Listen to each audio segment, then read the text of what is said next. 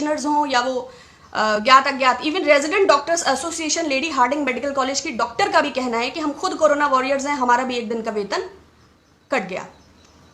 तो पैसा तो ऑब्वियसली सरकार के पास जा रहा है, लेकिन जो सुविधाएं हैं उसका मैं एक जिक्र करना चाहूंगी। 123 जिलों में वेंटिलेटर नाम की कोई चीज नहीं है। 143 जिलों में एक भी सघन चिकित्सा से संबंधित आईसीयू बेड नहीं है। 183 जिलों में 100 से भी कम आइसोलेशन बेड्स हैं। और उत्तर प्रदेश, बिहार और असम की तो बात ही मत करिए, क्योंकि सिर्फ उत्तर प्रदेश के 34 जिलों में एक भी आईसीयू बेड नहीं है। कोई नहीं, 33 करोड़ का हम लोग दिया जलाते हैं, बड़ी बड़ी मूर्तियां बनाते हैं, 2-4 बेड नहीं है तो it's not a very big deal. Madhya Pradesh के 55 में 31 जिलों में एक भी आईसीयू बेड नहीं है। ये पत्रिका की रिपोर्ट है, आई पोस्ट इट। कोई नहीं, मध्य प्रदेश में बेड नहीं है, सरकार तो है। अभी 28 विधायकों का मूल्य क्या निर्धारित हुआ था मुझे तो नहीं ज्ञात है। तो ये जो है स्वास्थ्य की स्थिति है, लेकिन आप सिर्फ राज्य सरकारों को इसके लिए जिम्मेदार नहीं ठहरा सकते। कारण ये है कि फाइनेंस सेंटर और फाइनेंस कमीशन मिलकर जो भी सरकार एक बजट, एक राज्य का जो भी उसको अमाउंट निर्धारित करती है, क्योंकि पीएम केयर्स फंड सीएसआर के अंतर्गत आता है, लेकिन जो सीएम केयर करके राज्यों के जो फंड प्राइवेट बनाए गए हैं वो सीएसआर के दायरे में शायद नहीं आते हैं।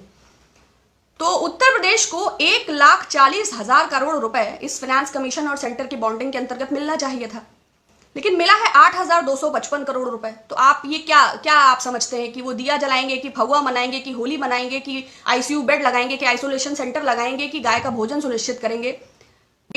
सरकार के पास रेवेन्यू जनरेट करने जैसी कोई चीज इस वक्त नहीं है।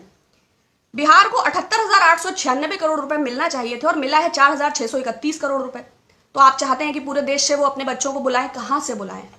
आप हमारे घर आएंगे, जो हमारे पास आपके स्वागत के लिए उपस्थित होगा वही तो, अब वो काजू कतली है या गुड़ मेरी हैसियत अनुसार होगा। वेस्ट बंगाल को 58,900 करोड़ रुपए मिलना चाहिए था, मगर मिला है 3,462 करोड़ रुपए, जिसका तकादा मुख्यमंत्री ममता बनर्जी कई बार कर चुकी हैं। मध्य प्रदेश को 61,000 करोड़ मिलना चाहिए था, लेकिन मिला है 3,600 करोड़ रुपए। तो राज्य सरकारें क्या करें? प्रोक्योरमेंट के सारे राइट्स केंद्र सरकार के पास हैं। 245 रुपए की किट 600 रुपए में आईसीएमआर किसकी जवाबदेही है भाई? 524 करोड़ रुपए का राफेल विमान एचएएल से लेकर फ्रांस की एक कंपनी को दे दिया जाता है, लेकिन राष्ट्र सुरक्षा के नाम पर हमें देशवासियों को यह जानने का अधिकार नहीं है कि वो 945 करोड़ रुपए जो बच रहा है, जिसको कमाने में मेरी 200 पुश्तें चली जाएंगी, वो कैसे 900 रात भर में वो कैसे एचएएल से फ्रांस को चला जाता है और 524 करोड़ से 1600 करोड़ हो जाता है। लेकिन ठीक, राष्ट्र हित में हम ये सवाल नहीं उठाएंगे। किट कैसे तमिलनाडु में 400 रुपए की और 600 रुपए की? तो अगर केंद्र सरकार के पास प्रोक्योरमेंट के राइट्स हैं और वही राज्य सरकारों के लिए सब कार्य कर रही है, तो क्या एक आम भारतवासी को ये जानने का अधिकार नहीं है? या सार्वजनिक मूल्य इसका क्या है, ये सरकार इसको स्पष्ट क्यों नहीं कर देती? ऐसे समय में जबकि लोग भटक रहे हैं, रो रहे हैं, उनके पास भोजन नहीं है, लोग बर्बाद हो गए हैं, ऐसे समय में भी मुनाफाखोरी और भ्रष्टाचार, क्या ये सरकार के संरक्षण और सहयोग के बिना संभव है? मैं इत्तेफाक नहीं रखती, आप यकीन करते हैं तो अलग बात है।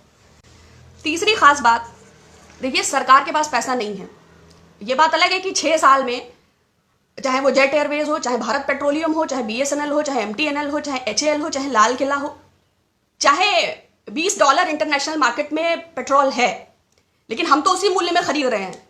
लेकिन सरकार के पास पैसा नहीं है। 1 महीने की कोरोना डिजीज ने भुखमरी के वो हालात पैदा कर दिए हैं। हम वही हैं जो थोड़े दिन पहले विश्व शक्ति जगत गुरु थे और सबके कागज जांचने में पैसा खर्चने वाले थे। अचानक से इस कदर की भुखमरी है कि हम उसका सामना करने में सक्षम नहीं हो पा रहे हैं। सरकार के एक और हालात ये हैं, दूसरी ओर सरकार ने डिफॉल्टर्स का 50 बिलफुल डिफॉल्टर्स का 6,66,000 रुपया वेव ऑफ कर दिया है। अब सरकार का हृदय बहुत बड़ा है। हम लोग 5 ट्रिलियन इकोनॉमी का सपना देखते रहते हैं। कोई एंटीगुआ में आइलैंड रह रहा है, कोई मेहुल चौकसी का भी कितना माफ हुआ है? मेहुल चौकसी का 5,492 करोड़, विजय माल्या का 1,943 करोड़, जतिन मेहता का 4,076 करोड़,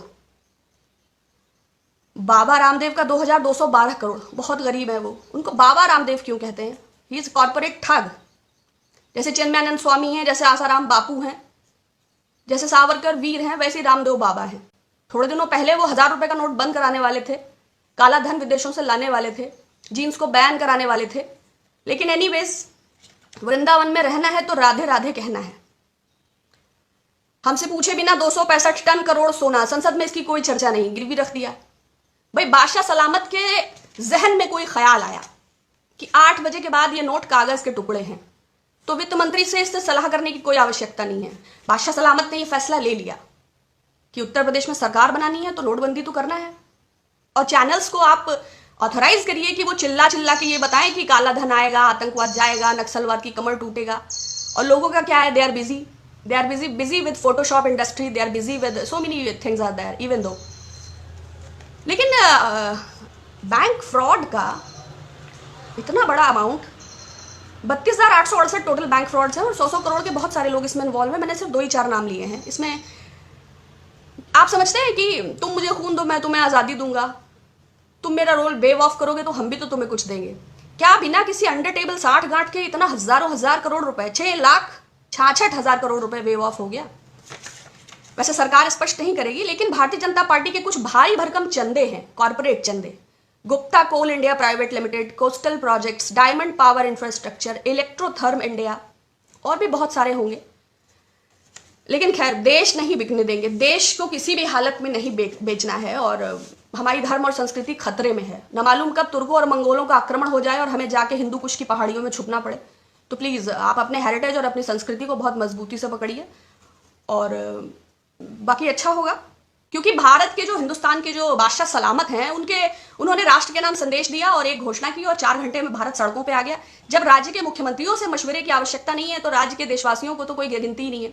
वो जो 1000-2000 उद्योगपति हैं, उसके अलावा भारत में कोई नहीं रहता है। बस वो लोग थाली और ताली बजाने के लिए हैं कि प्रति मेरे 130 करोड़ भारतवासियों दिया जलाइए। मेक इन इंडिया में दिया ही बनाना शुरू कर दीजिए, बाद में जलाने के काम आएगा। बाकी तो आपकी सारी योजनाएं, get up India, set down India, shut up India, whatever it is. हमारे प्रधानमंत्री जी ने इन सबको दरकिनार करते हुए एक पीएम केयर्स नाम का ट्रस्ट बनाया, जो आरटीआई के दायरे में नहीं आता, जो सीएजी के दायरे में नहीं आता, जिसको प्राइवेट ऑडिटर्स ऑडिट करेंगे, और जिसमें तमाम लोग धन दे रहे हैं, जिसमें पहले हफ्ते में ही इसके अनाउंसमेंट के बाद 6,500 करोड़ रुपए जमा हुआ था।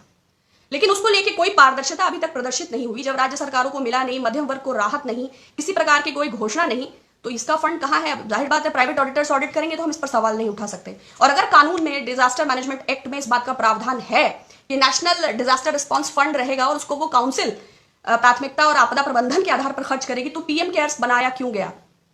हालांकि इसका उत्तर नहीं मिलेगा।